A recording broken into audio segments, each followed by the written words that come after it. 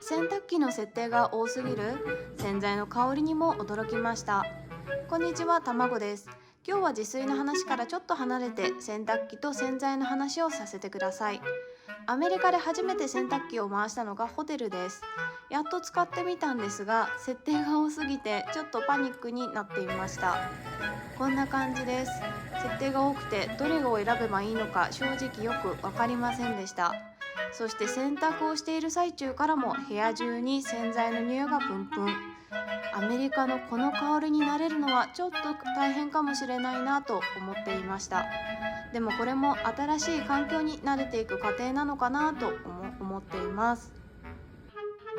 明日もよかったら見に来てください。